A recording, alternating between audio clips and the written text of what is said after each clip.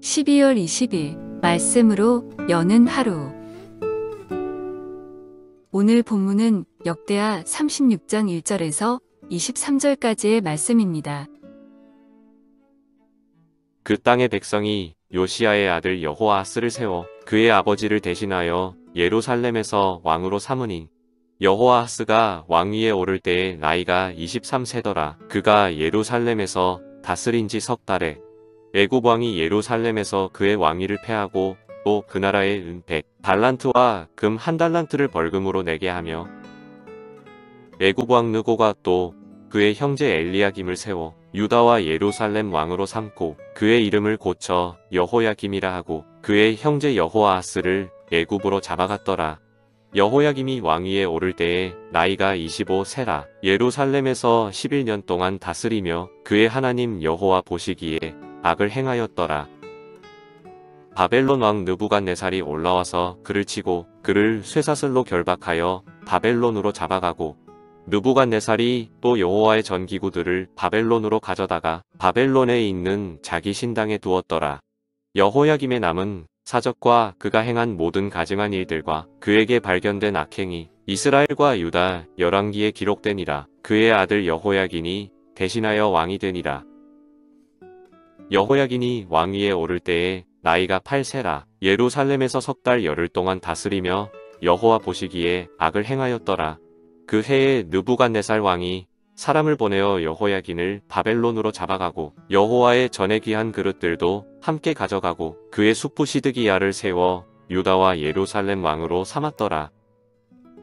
시드기야가 왕위에 오를 때에 나이가 21세라. 예루살렘에서 11년 동안 다스리며 그의 하나님 여호와 보시기에 악을 행하고 선지자 예레미야가 여호와의 말씀으로 일러도 그 앞에서 겸손하지 아니하였으며 또한 느부갓네살 왕이 그를 그의 하나님을 가리켜 맹세하게 하였으나 그가 왕을 배반하고 목을 곧게 하며 마음을 완악하게 하여 이스라엘 하나님 여호와께로 돌아오지 아니하였고 모든 제사장들의 우두머리들과 백성도 크게 범죄하여 이방 모든 가증한 일을 따라서 여호와께서 예루살렘에 거룩하게 두신 그의 전을 더럽게 하였으며 그 조상들의 하나님 여호와께서 그의 백성과 그거 하시는 곳을 아끼사 부지런히 그의 사신들을 그 백성에게 보내어 이르셨으나 그의 백성이 하나님의 사신들을 비웃고 그의 말씀을 멸시하며 그의 선지자를 욕하여 여호와의 진노를 그의 백성에게 미치게 하여 회복할 수 없게 하였으므로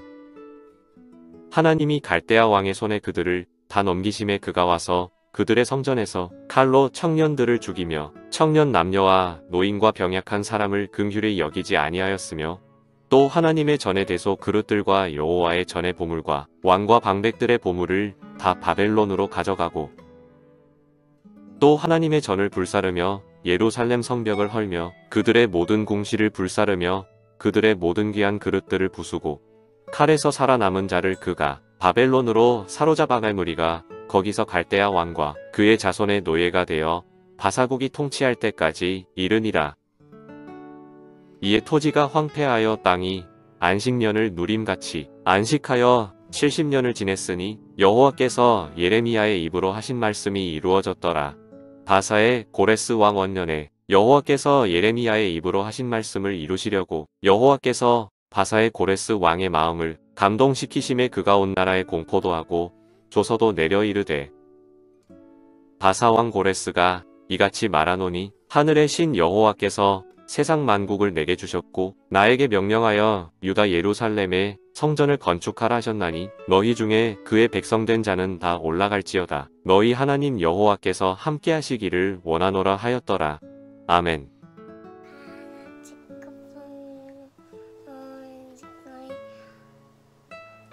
예, 안녕하세요. 오늘은 요한이가 사랑하고 축복합니다를 말했네요. 지금 시각이 19일 저녁 11시 44분인데 아직도 팔팔한 조요한이를 보고 있습니다. 지금 또 이렇게 우리 요한이가 여러분들한테 인사하고자 또 이렇게 나왔습니다. 요한이 오늘 하루 어떻게 잘 보냈어요? 어떻게 보냈어요? 엄마하고 재밌게 놀았어요? 또 뭐 했지? 오늘 요한이는 또 뭐 했을까? 마트 갔어. 마트도 갔어요. 오늘 마트 가가지고 요한이 좋아하는 슈퍼 공룡 파워 미니 뚜껑대 샀죠. 예, 우리 요한이가 또 점점 더 잘 자라고 있는 것을 볼 수 있습니다. 요즘도 말은 늘었는데 4살 충기가 되어서 계속 말을 잘 안 듣고 있는 상황 가운데 있습니다. 여전히 그래도 귀엽고 또 재치 있고 또 열심히 잘 살고 있는 요한이를 응원해 주시기 바랍니다. 자, 이제 내가 어떨까요? 아니면 같이 있을래요? 어떻게 할래요? 여기서 있다가 또 갈 거예요. 그러면 아빠 이제 큐티 시작할 거예요. 자, 오늘 함께 볼 말씀은 역대하 36장 1절부터 23절, 이제 마지막 우리 역대하 말씀을 함께 보게 되어집니다. 요시아 이후에 이제 급격하게 세력의 길을 걷는 네 왕의 이야기가 연속적으로 기록되어지는 것을 볼 수 있습니다. 계속적으로 하나님께서는 유다 가운데 말씀대로 말씀의 경고를 하시지만 그럼에도 불구하고 듣지 않은 말미암아 멸망하게 되어지고, 하나님께서는 다시 말씀하신 대로 이 유다를 회복시킨 것이 바로 오늘의 말씀이라고 볼 수 있습니다. 1절부터 21절까지 말씀 가운데 어떤 이야기가 나옵니까? 요시아 이후에 네 왕에 대한 이야기가 나옵니다. 이 네 왕은 불과 23년 동안에 바로 요시아가 죽은 이후 23년 만에 멸망하게 되어진 것들을 보게 되었습니다. 바로 4명의 악한 왕들이 있음을 말미암아 멸망을 재촉하게 되어지죠. 첫 번째 요아스는 요시아 아들 요아스는 즉위한 지 석 달 만에 애굽 왕으로부터 폐위되어지고, 그 다음에 다른 아들 이 여호야김은 11년 동안 유다를 다스리지만 여전히 하나님 앞에서 가증한 일을 하게 되어진 것들을 보게 됐습니다. 여호야긴도 악을 행하다가 또 바벨론 포로로 잡혀가게 되어지고, 마지막 왕인 시드기야 역시 목이 굳고 완악함으로 말미암아 선지자의 경고를 무시하고 하나님께 돌이키지 않는 그 모습들을 보게 되십니다. 그들은 계속적으로 마지막 그 기회를 잡지 못하고 정해진 그 재앙 가운데 재촉되어지는 그 모습들을 보게 되십니다. 교만한 이들은 심판이 임박해도 깨닫지 못하고 악행을 멈추지 않게 되는 것이죠. 우리도 다시 한번 생각해야 할 것은 지금 우리의 삶 가운데 내가 하나님 앞에 신실하게 행하고 있는지 아니면은 거짓을 행하고 있는지에 대해서 다시 한번 살펴봐야 하지 않을까요? 요한아, 이제 들어갈래요? 엄마한테 가보고 싶어요? 그러면 이제 한번 인사하고 안녕. 내일 또 봐요. 또 봐요. 그래요. 이제 가보겠습니다. 요한이 이제는 엄마한테 가서 주무세요. 바이바이. 예, 감사합니다. 하나님께서는 계속적으로 주의 백성을 위해서 부지런히 선지자들을 보내시고 있는 것 말씀이 바로 15절 가운데 있습니다. 유다의 운명이 이미 기울어져 있지만은 그럼에도 불구하고 끝까지 포기하지 않으시고 끝까지 붙드시려고 하는 그 하나님의 열심과 하나님 아버지의 마음을 볼 수 있습니다. 완악한 백성에 대한 심판은 이미 정해진 일이지만 마지막 순간까지 그들이 돌아올 것을 바라보며 그 돌아올 길을 열어두신 것들을 보게 되십니다. 그렇지만 심판이 임박한 그 가운데, 그 순간 가운데서도 또한 이미 설령 우리 가운데 이 심판이 받고 있는 상황일지라도 우리가 돌아오기를 기다리시다니, 그렇기 때문에 어떠합니까? 회개하기에 늦은 때는 없다는 것을 바라보셔야 합니다. 지금 이 순간에 회개할 수 있다는 것이죠. 하나님의 말씀을 멸시하고 조롱하는 그 공동체 가운데는 희망이 없습니다. 경고의 말씀을 전하는 그 선지자는 망해가는 그 유다를 향한 최후의 보루입니다. 그럼에도 불구하고 유다 백성은 이 하나님의 사신을 무시하고 비웃고 그 말씀을 멸시함으로 말미암아 어떻게 되어집니까? 그 가운데 그 마지막 기회까지도 걷어차버리는 그 모습들을 보게 되십니다. 어쩌면 지금 우리 시대 가운데 하나님의 말씀이 우리 가운데 다시 한번 들려야 할 것은 그 심판에 대한 말씀, 돌아오라는 하나님의 그 음성을 들어야 하지 않을까요? 하나님께서 주시는 그 교훈들, 지금 이 시간, 이 시대 가운데 우리 가운데 말씀하시고자 하는 그 경고를 들을 수 있는 것들이 필요하지 않나라는 생각이 듭니다. 이제 하나님께서는 말씀대로 이 유다를 심판하게 되십니다. 586년에 BC 586년에 이제 이 유다는 누구에게? 바벨론에게 망하게 되었습니다.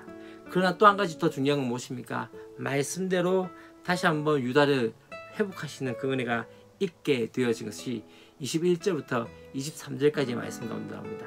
예레미야를 통해서 말씀하신 대로 유다의 재앙을 내려서 그 땅을 70년 동안 황폐하게 하시지만 또 예레미야를 통해서 어떤 이야기합니까? 하신 그 말씀을 이루시기 위해서 고레스의 마음을 움직이셔서 유다 백성을 다시 집으로 돌아오게 포로 귀환하게 하는 그 역사들이 있게 되어진 것이죠. 언제나 하나님께서는 하나님의 그 궁극적인 그 목적을 가지고 계시는데 이스라엘을 하나님을 섬기는 예배하는 백성으로 세우시기 원하신다는 거죠. 우리는 때때로 징계받고 또한 멸시받을 때가 있지만 하나님께서는 절대로 우리를 포기하지 않으시고 하나님의 합당한 자녀로 빚어가신 것들을 보게 되어집니다. 오늘까지 이제 우리가 역대하의 말씀들을 나누었습니다. 사실 수많은 왕들에 대해서 이야기하면서 두 가지의 원칙이 있었습니다. 첫 번째 무엇입니까? 하나님을 찾는 자들에게는 하나님께서 만나 주시겠다고 말씀하시는 것이고 또 한 가지 무엇입니까? 하나님을 멸시하고 하나님을 버린 자에게서는 하나님께서도 그들을 버리겠다고 말씀하게 되어지죠. 그로 인해서 중요한 것은 무엇입니까? 이 역대하의 말씀 통해서 다시 한번 바라본 것은 하나님의 약속을 믿고 그 가운데 다시 한번 성전을 바라보는 것은 성전이라는 하나의 그 매체가 아니라 약속을 통해서 다시 한번 하나님께 그 약속을 믿고 나가는 자들 통해서 하나님께서 회복의 역사를 만들어 가신다는 것을 볼 수 있습니다. 역대하의 말씀을 읽었던 그 포로 귀환의 그 사람들은 그 이스라엘 백성들은 다시 한번 그러기에 다시 한번 하나님의 약속을 믿고 신실하게 그 이스라엘 백성들, 이스라엘 나라를 세우실 것들을 믿음으로 바라보며 나가지 않았을까요? 우리 가운데도 그런 소망이 있어야 되지 않을까요? 우리 가운데 소망이 없고 희망이 없고 절망 가운데 있더라도 다시 한번 그 소망과 희망을 붙드는 것이 아니라 절망을 붙드는 것이 아니라 더 중요한 것은 하나님의 약속을 믿고 하나님의 약속을 붙들고 살아가는 그런 은혜가 있어야 하지 않을까라는 생각이 듭니다. 기도하겠습니다. 하나님 아버지 감사합니다.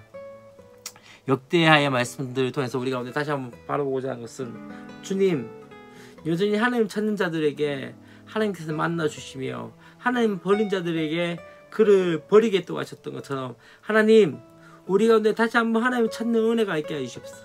오늘 요시야 이후에 4명의 왕들이 있었지만 악한 길을 행하며 하나님을 버리면 말미암아 이 유다가 망해져가는 망해 버릴 수밖에 없었던 그 상황들을 우리가 보았습니다. 주님 그럼에도 불구하고 여전히 하나님께서는 약속대로 유다를 멸망시켰지만 또한 약속대로 그 유다를 다시 회복시키는 그 은혜의 역사들을 뒤에 마지막에 그 모습들을 바라보면서 마지막에 21절과 23절의 말씀을 바라보면서 하나님 그렇게 행하신 것들을 바라보았습니다. 주님 우리에게 절망과 어려운 상황에 있더라도 다시 한번 약속을 붙들고 나가는 역사들이 있게 하여 주시옵소서.